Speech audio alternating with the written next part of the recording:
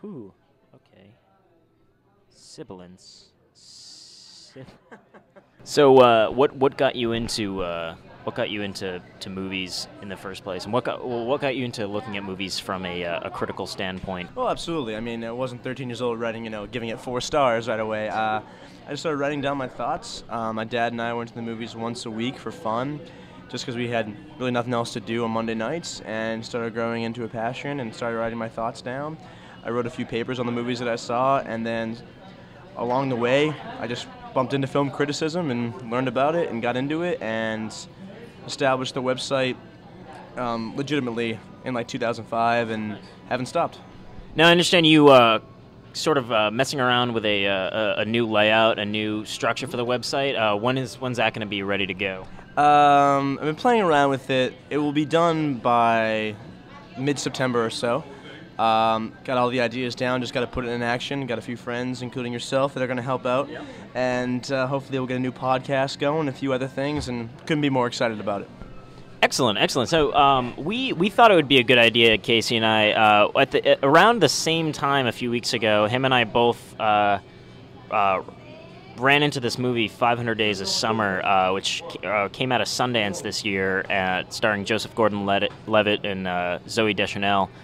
And the two of us sort of, as usual, were at odds in terms of what we, of course. Yeah, in terms of what we thought about the movie. It was very critically well received. It did a pretty good job with the critics, and financially, how's it doing? Do you know financially how it's doing right now? Is it making money? It's starting to make money. It's growing. It's growing right now. It got expanded to, I think, 300 theaters. It's opened. It's got 2 million, I think, right now in domestic, and it's a small film. I don't think it was made more for 15 million. I'm not sure what the exact budget is, but see it as possibly a surprise hit in August. Nothing too crazy, but definitely an earner for box office. So you think once the word of mouth gets out, it's and people catch on and start to see it, it's gonna spread pretty quickly here later in the summer? Well, that's how these Fox Searchlights things start. I mean, look at 2008, there was Slumdog Millionaire. 2007 was Juno, and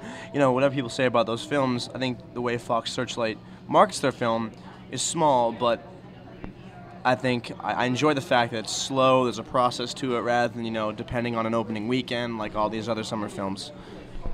All right, cool. So now that we've got the introductions out of the way, let's talk for a little bit about the movie, because I have to admit that a lot of the movie, though impressive in terms of its direction, its art style, the acting was tremendous, and the chemistry between Joseph Gordon-Levitt and Zooey Deschanel I thought was great. But a lot of it left me kind of wanting more, and left me sort of confused. What were your sort of, just to introduce your thoughts on the film, what did you think coming out of it? The first thing was a lot of different things. One, I read your review the night before I saw it. And, I trust your word a lot, and I know we've had our differences in film. I've always respected your opinion. Awesome review. But I couldn't disagree with it more. I think it's probably the most exciting and enchanting romantic comedies, if you want to call that, in a long time. I liked your comments about it because the director, Mark Webb, is he does music videos, and that does show. But I liked the fact that they understand the process of the film not being in any chronological order, because when it comes to relationships, you don't remember anything in order, you remember moments. And I like the fact that it went back and forth like that. So and you mentioned the structure of it being out of chronological order, being something that you really liked. I have to say that the taking that sort of a direction with it was nice. I liked that, because you don't remember significant points in a relationship in chronological order. You sort of look at it from this ill-structured, crazy, messy afterthought kind of thing. You look at it as a retrospective, and that's kind of like what I liked about it. But I thought that it was very, very directionless in that it didn't know what it stylistically wanted to do. I mean, you have a dance number in the middle. You have there's one sequence that's just really baffling in which several characters in the movie are interviewed from an interviewer's perspective in a small, grainy, black and white frame of projected film of their presumably their thoughts on love and relationships, and I just didn't understand where these things fit in. I didn't understand where these little vignettes and these little in-between scenes came to play. I didn't understand it. I understand that to a point. I like the fact that they were taking literally all the cliches of the zeitgeist of romantic comedies, not the Judd Apatow kind of versions, but the straightforward ones where, boy meets girl, boy falls in love with girl, and they say it right off the bat. And the beginning is really cool. It's like, this is not a love story. The whole sequence with them talking to the camera, I'll admit, was not the strongest part of the film, but I just like the fact that instead of, seeing these characters from a one-dimensional, everyone gets their moment. And that's what I was really worried about. Like, for example, I forget the supporting actor's name. Yeah, he had some very funny moments, but at some points in the beginning it felt like, okay, this is just a character so Joseph Gordon-Levitt can talk to Summer about. I think the reason why it all captures so well is because you have Joseph Gordon-Levitt and Zooey Deschanel, who are, I thought they were going out in real life. That's how much chemistry they really had. I guess when it comes to the narrative being broken up, my biggest problem lies with the fact that we're immediately thrust into that structure. From beginning to end, from the opening scene to the middle, yeah. The last scene, we're thrust in this rapidly changing structure that jumps around in time. And I understand the technique, and I understand what Mark Webb might have been going for. But for me, by throwing the audience immediately into this structure without any sort of foundation of the relationship has to be built at the same time that everything else in the movie's being built. And to me, that's where I had a problem with that. The story in this movie is playing off every movie you've seen, playing off your own life if you've been in a relationship, and especially through the male side. I mean, as much as this is an ensemble cast or a duo between the two, I really think this is Joseph Gordon-Levitt's movie, and a male movie.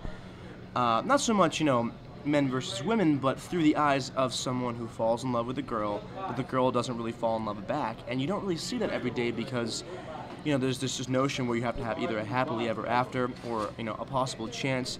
This is a love story that, I don't want to give anything away, but the way it falls or comes together is much more beautiful than any, happily ever after, kiss. And because, I don't want to compare to other films this summer, but I just recently saw The Proposal, and that literally follows such a standard and formulaic plot line that it I'll reference Peter Travers from Rolling Stone. He said it perfectly. It feels like it's, hopped up on Novocaine. It's so just numb. Yeah. And this movie, I think, is allowed to be fresh and offbeat, and what the critics are saying. And but I understand what you're saying. I mean, there is a lot of style here that it can be distracting if you're not into that kind of stuff.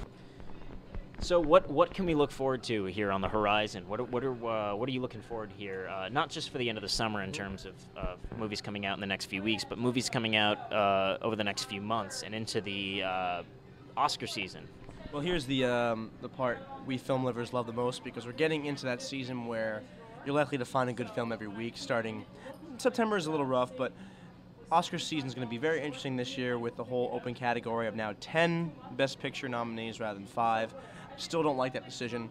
I think they should have maybe adding an extra one, maybe six or seven. Cool, because those movies that should have been nominated last year. Granted, they should have been nominated anyway, but I think 10 kind of takes away from the idea of, wow, these are just 5 films. Now we got 10, and granted, there's still going to be only one winner. A nomination doesn't feel as worthy anymore. Well, Casey, thank you so much for hanging out and spending some time discussing some films today. I mean, this is usually what we end up doing anyway. The only difference is you and I have a mic in front of us now. But one more time, your website, gotta give that a bump, because literally, I got to tell you guys, almost every week this man here has a new review out, and he's on top of his game. He sees something every week. He's got something, he knows the numbers, he knows the figures. If you are looking for what's new in the world of film, going to direct you to CaseyLaMarca.com.